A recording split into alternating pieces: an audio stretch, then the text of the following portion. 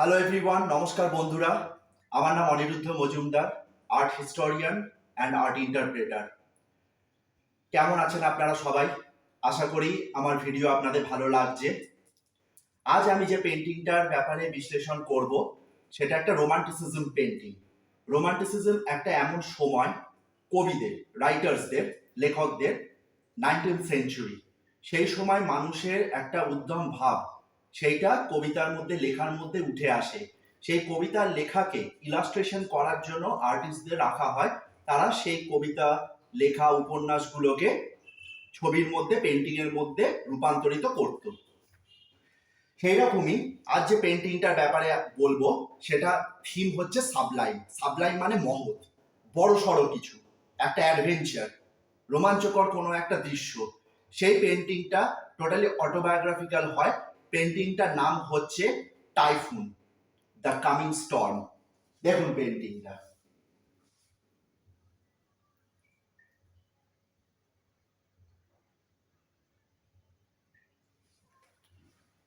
ফিরি আমরা এবার বিশ্লেষণে।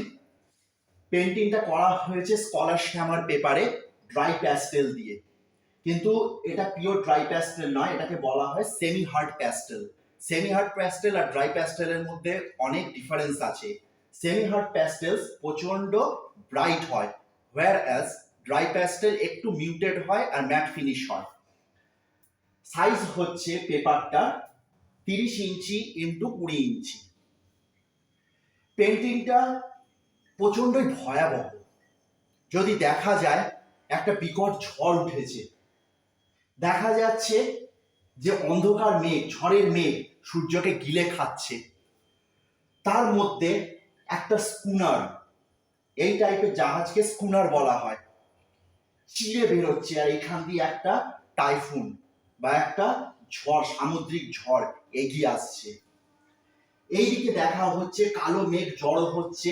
যখন দুটো মেঘের মধ্যে ঘর্ষণ সৃষ্টি হচ্ছে, বিদ্যুৎ নেমে আসছে, যেটার সিম্বলিক মানে হচ্ছে ভগবানের রাগ।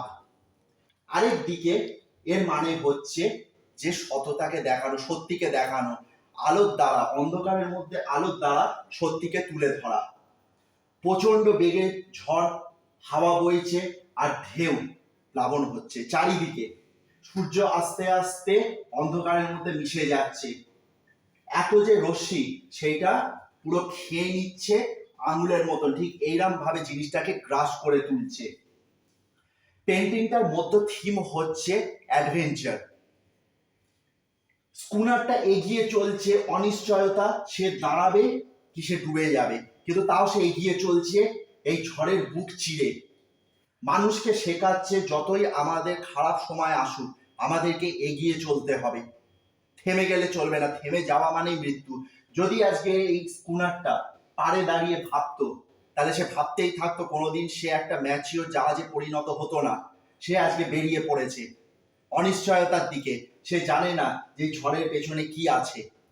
হয়তো একটা বড় ওয়ার্লপুলও থাকতে পারে যার মধ্যে সে চিরদিনের মতো মিশে যেতে পারে। আবার কোনো একটা পাড়ও থাকতে পারে, কোনো একটা টাপু বা আইল্যান্ডও থাকতে পারে, যেটা তারা আবিষ্কার করে তুলবে, ইতিহাসের বুকে নিজেদের নাম স্মরণীয় করে তুলবে। তাহলে এখান থেকে বোঝা যাচ্ছে রোমান্টিসিজম আইডিয়া, যে সাবলাইমটা, সেটা মহৎ কিছু, একটা মহৎ ব্যাপার তুলে ধরা। Last but not the least, এবার আমি বলবো টোটাল ফরম্যাটটা সেট করা হয়েছে খুব পোয়েটিক ভাবে, খুব লিরিক্যাল ভাবে। আপনি দেখতে পাচ্ছেন যে এই দিকটায় ব্যালেন্স লাইনের জন্য আমাকে কালো মেঘ রাখতে হয়েছে, whereas দ্য কাউন্টার পার্টে আমাকে দেখানো হচ্ছে যে টাইফুনটা এগিয়ে আসছে, তার মাঝখান থেকে স্কুনারটা কাত হয়ে রয়েছে। বন্ধুগণ, যদি আপনাদের ভালো লাগে ভিডিওটা শেয়ার করুন, লাইক করুন আর সাবস্ক্রাইব করুন। যত সাবস্ক্রাইব করবেন আমার এরকম নিত্য নতুন ভিডিওস, যে এইরকম কাজগুলোকে আমি ইন্টারপ্রেট করে তুলব আর আপনাদের সামনে রাখবো, আপনাদের ভালো লাগবে। আর এইটা নিয়ে একটা ডিসকাশনসও করা যাবে আমাদের ফার্দার এপিসোডসে। তার মধ্যে কি আপনারা একটা প্রেরণা পাবেন, ছবি আঁকার পর সেইটাকে আপনারা বিশ্লেষণও করতে পারবেন। Thank you everyone, by.